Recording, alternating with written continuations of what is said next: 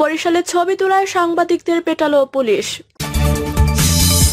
এদিকে বাড়িতে থাকা শিশুকে গুলি করে হত্যার নজির 53 বছরে দেখেনি বললেন জুনায়েদ সাকি। নিরাপত্তার জন্য মানুষ কেন ডিবি কার্যালয়ে যাবে, থানায় কেন না, বললেন আইনজীবী প্রীতম। এবং সর্বশেষ জানাবো যশোরে আন্দোলনকারী শিক্ষার্থীদের উপর পুলিশের লাঠিচার্জ। শুনছিলেন সংবাদ শিরোনাম, এবারে বিস্তারিত। বরিশালে ছবি তোলায় সাংবাদিকদের পেটালো পুলিশ। বৈষম্য বিরোধী ছাত্র আন্দোলনের মার্চ ফর জাস্টিস কর্মসূচিতে লাঠিচার্জের ছবি তুলতে গিয়ে পুলিশের হামলার শিকার হয়েছেন বরিশালের সাংবাদিকরা। আহতদের মধ্যে 3 জন হাসপাতালে ভর্তি হয়ে চিকিৎসা নিয়েছে, আরো 4 থেকে 5 জন স্থানীয় ফার্মেসিতে প্রাথমিক চিকিৎসা নিয়েছেন। আহত সাংবাদিকরা দাবি করছেন সম্পূর্ণ উদ্দেশ্যমূলকভাবে সাংবাদিকদের উপর লাঠিচার্জ করেছে পুলিশ। এই ঘটনায় ক্ষোভ প্রকাশ করেছে সাংবাদিক সংগঠনগুলো। হামলায় আহত বার্তা 24.com এর জেলা প্রতিনিধি SLT তুহিন বলেন, আমরা অনেক সাংবাদিক একসঙ্গে ছিলাম। শিক্ষার্থীদের লাঠিচার্জ করে ছত্রভঙ্গ করার সময় আমাদেরও পেটানো শুরু করে। আমি পায়ে আঘাত পেয়েছি, বাংলা মেডিকেল কলেজ হাসপাতালে চিকিৎসা নিয়েছি। আহত দৈনিক যুগান্তরের ফটো সাংবাদিক শামীম আহমেদ বলেন, লাঠিচার্জের সময় আমি মাটিতে পড়ে যাই, আমার হাতে ক্যামেরা, তখন আমাকে লাঠিপেটা করে। আজকের ঘটনায় পুলিশ মোটেও পেশাদার আচরণ করেনি, অপেশাদার ও উদ্দেশ্যমূলকভাবে আমাদের উপর হামলা হয়েছে বলে মনে হচ্ছে। হাসপাতালে চিকিৎসা নেওয়া অন্য 2 জন হলেন এনটিভির ক্যামেরা পার্সন গোবিন্দ সাহা ও যমুনা টেলিভিশনের ক্যামেরা পার্সন হৃদয় চন্দ্রশীল। স্থানীয় একটি দৈনিক সাংবাদিক পাভেল বলেন, পুলিশ গণহারে সাংবাদিকদের উপর লাঠিচার্জ করেছে, আমার গায়ে লাঠির আঘাত পড়েছে, তবে গুরুতর না হয় প্রাথমিক চিকিৎসা নিয়েছে। আহত প্রত্যক্ষদর্শী সাংবাদিকরা বলেন, লাঠিচার্জকারী টিমে নেতৃত্ব দিচ্ছিলেন বরিশাল মেট্রোপলিটন পুলিশের উপকমিশনার তানভীর আরাফাত। সাংবাদিকদের উপর লাঠিচার্জকারী পুলিশ সদস্যের কাছেই ছিলেন তিনি। এই পুলিশ কর্মকর্তা সাংবাদিকদের লাঠিচার্জ করতে নিবৃত্ত করেননি। এ সময় পুলিশ সদস্যরা সাংবাদিকদের গালিগালাজ করছেন বলেও জানান তারা। সাংবাদিকদের উপর হামলার ঘটনায় অভিযুক্ত পুলিশ কর্মকর্তা প্রত্যাহার চেয়েছে বরিশাল রিপোর্টার্স ইউনিট। সংগঠনটির সভাপতি নজরুল বিশ্বাস বলেন, দায়িত্ব পালনকালে সাংবাদিকদের উপর পুলিশের লাঠিচার্জের নিন্দা জানাচ্ছি। ঘটনায় ভিডিও আমি দেখেছি। আমার মনে হয় বিনা কারণে সম্পূর্ণ উদ্দেশ্যমূলকভাবে সাংবাদিকদের পিটিয়েছে পুলিশ কর্মকর্তা ও তার ইউনিট। এভাবে পুলিশ লাঠিচার্জ করার এখতিয়ার রাখে না। যে পুলিশ কর্মকর্তা ইউনিট সাংবাদিকদের পিটিয়েছে সেই কর্মকর্তা সহ লাঠিচার্জকারী পুলিশ সদস্যদের প্রত্যাহার দাবি করছে। বরিশাল সাংবাদিক ইউনিয়নের সভাপতি স্বপন খন্দকার বলেন, সাংবাদিকদের উপর লাঠিচার্জ করে পুলিশ নিন্দনীয় কাজ করেছে। সাংবাদিকদের পেশাগত দায়িত্ব পালনের নিরাপত্তা পুলিশকে নিশ্চিত করতে হবে। তাদের দ্বারা এমন আচরণ আমরা প্রত্যাশা করি না। প্রসঙ্গত, বৈষম্য বিরোধী ছাত্র আন্দোলনের মার্চ ফর জাস্টিস কর্মসূচিতে বুধবার বেলা 11টার দিকে প্রথমে নগরী রোডের অশ্বিনী কুমার হলের সামনে ও পরে দুপুরে 12:30টার দিকে জেলা ও দায়রা জজ আদালতের সামনে ফজলুল হক এভিনিউতে শিক্ষার্থীদের উপর বেধড়ক লাঠিচার্জ করে পুলিশ। এ সময় সাংবাদিকরাও মারধর করা হয়। এছাড়া আন্দোলনকারী অন্তত 20 জন শিক্ষার্থীকে আটক করে নিয়ে যায় পুলিশ। কোতোয়ালি মডেল থানার ভারপ্রাপ্ত কর্মকর্তা আরিজুল হক বলেন, কিছু লোক জড়ো হয়েছিল, আমরা কয়েকজনকে সেখান থেকে নিয়ে এসেছি, পরবর্তীতে বিস্তারিত জানানো হবে। এদিকে সাংবাদিকদের উপর লাঠিচার্জের খবর পেয়ে বরিশাল মেট্রোপলিটন পুলিশের কমিশনার জিহাদুল কবির আহত সাংবাদিকদের দেখতে শেরেবাংলা মেডিকেল কলেজ হাসপাতালে যান। এই ঘটনায় প্রয়োজনীয় ব্যবস্থা গ্রহণের আশ্বাস দেন বলে জানিয়েছেন সাংবাদিকরা। বাড়িতে থাকা শিশুকে গুলি করে হত্যার ডোজে 53 বছরে দেখেনি বললেন জুনায়েদ সাকি। বৈষম্য বিরোধী ছাত্র আন্দোলন ধ্বংস করতে সরকার বিরোধী দলগুলোর উপর সহিংসতার দোষ চাপাচ্ছে বলে অভিযোগ করেছেন গণসংহতি আন্দোলনের প্রধান সমন্বয়কারী জুনায়েদ সাকি। তিনি বলেন, 1971 সালের পরে দেশে 53 বছর ইতিহাসে সব রাষ্ট্রশক্তিকে ব্যবহার করে আমাদের সন্তানদের, আমাদের শিশু সন্তানদের বাড়িতে গুলি করে এভাবে হত্যা করার কোনো নজির আমরা দেখিনি। জুনায়েদ সাকি বলেন, সারা দেশে আজ এক মৃত্যু উপত্যকায় পরিণত হয়েছে। শত শত শিক্ষার্থীকে হত্যা করা হয়েছে। সরকার এত লাশের মিছিল, এত লাশ তারা তৈরি করেছে, তাকে ঢাকতে পারছে না। তাকে ঢাকার জন্য আজ আমরা দেখছি তারা নানা রকম রাজনৈতিক কৌশল ব্যবহার করছে। তিনি বলেন, একদিকে সরকার বলছে এই কাজ জামায়াত শিবির করেছে, তাদের নিষিদ্ধ করতে হবে। অন্যদিকে আমরা দেখি তারা যে হাজার হাজার শিক্ষার্থী গ্রেফতার করেছে তার 80 থেকে 90% কোনো রাজনৈতিক পরিচয় নেই। রাজনৈতিক পরিচয়হীন শিক্ষার্থীদের গ্রেফতার করা হচ্ছে। ফলে সরকারের প্রতারণা আজ পরিষ্কার। তারা সব আন্দোলন ধ্বংস করতে চায়।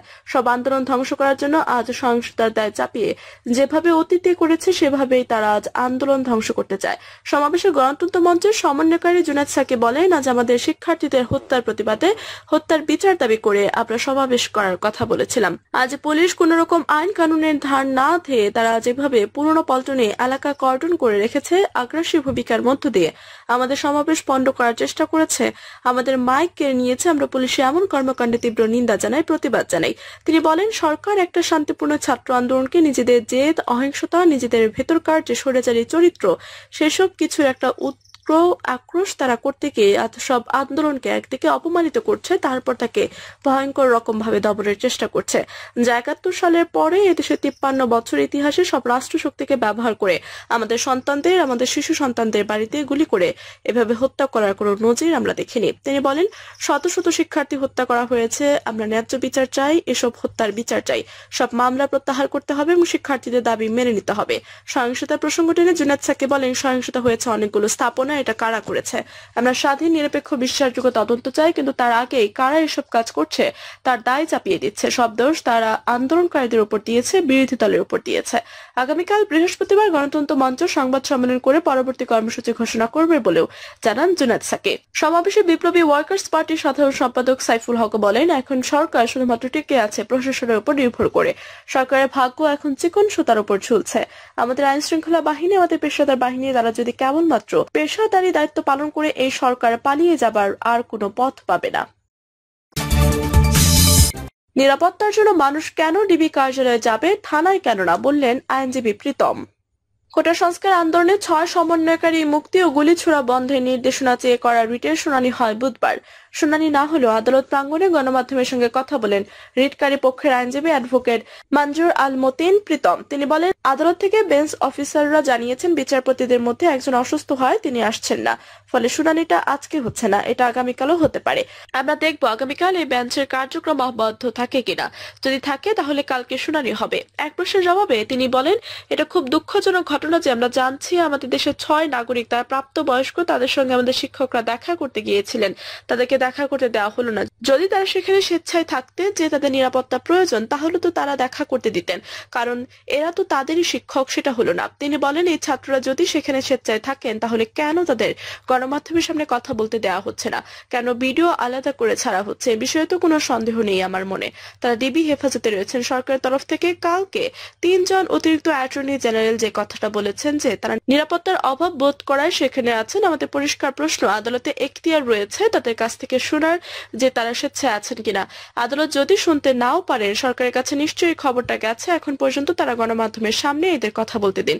গণমাধ্যমে এসে তারা বলুন যে তারা স্বেচ্ছায় আছেন, গণমাধ্যমে দেখুক যে তাদের সামনে কোনো অস্ত্র নেই, তারা কোনো চাপে নেই।